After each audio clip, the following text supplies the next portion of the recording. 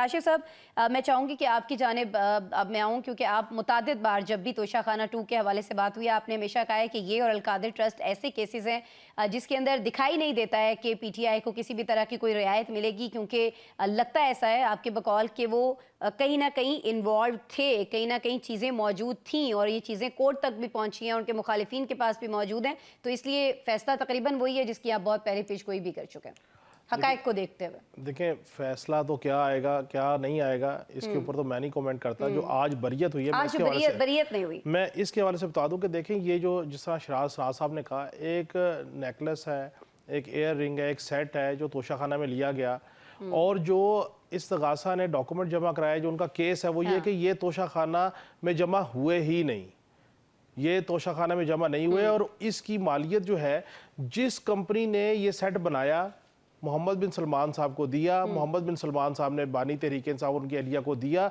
उस कंपनी ने इसकी प्राइस डिटरमिन की है तकरीबन 7,16,61,600 रुपए। अब अकॉर्डिंग टू कैबिनेट लॉज इसकी ऊपर जो पैसे जमा होने थे वो 3,80,000 के करीब जो है वो जमा होने थे, या 3.5 लाख के करीब जमा होने थे, जबकि जो पैसे जमा करवाए गए वो 29,14,500 रुपए जमा हुए हैं बानी तहरीक इंसाफ की जानिब से। तो उनका ये कहना है कि जो अमाउंट थी वो नहीं जमा हुई, इसकी वजह से ये उनके ऊपर मामला है। लेकिन मैं आज पहली दफ़ा आपके तवज्जो से मैं एक चीज़ ना रिकॉर्ड पे लाना चाहता हूँ जी।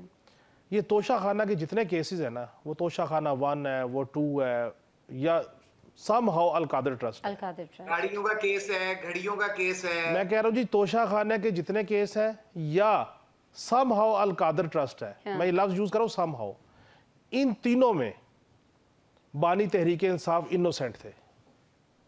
ये तीनों वारदातें बुशरा बीबी ने डाली, करे कोई भरे कोई। और इसकी दलील ये है कि जिस वक्त ये मामला सामने आया उस वक्त बानी तहरीक इंसाफ और उनकी अहलिया के दरमियान शदीद तलखी हुई। और चेक कर लीजिए आप, अहबाब लाहौर में बैठे हुए, 3 महीने तक नाराजगी रही और बुशरा बीबी बनी गाला से लाहौर चली गई और लाहौर जमान पार्क नहीं गई। अलैदगी की बातें हुई, अलैदगी की बातें हुई। वो जो अलैदगी की बातें हो रही थी वो इस तोशाखाना के मामले पे हो रही थी। ये तोशाखाना जो जब उन्हें पता लगा कि ये काम हुआ, बानी पीटीआई नाराज थे, बानी पीटीआई इस बात पे नाराज थे कि ये मामला जो हुआ ये मुझे बाईपास किया गया।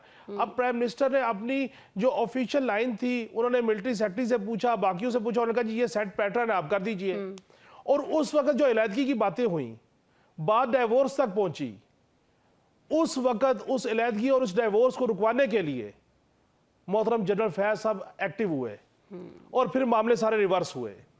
ये मैं आज पहली दफा इसलिए रिकॉर्ड पे कह रहा हूँ, बुशरा बीबी भी हयात है, बानी तहरीक इंसाफ भी हयात है, ऐसे बहुत सारे अहबाब हयात है, वो कहते हैं कि ये नहीं हुआ।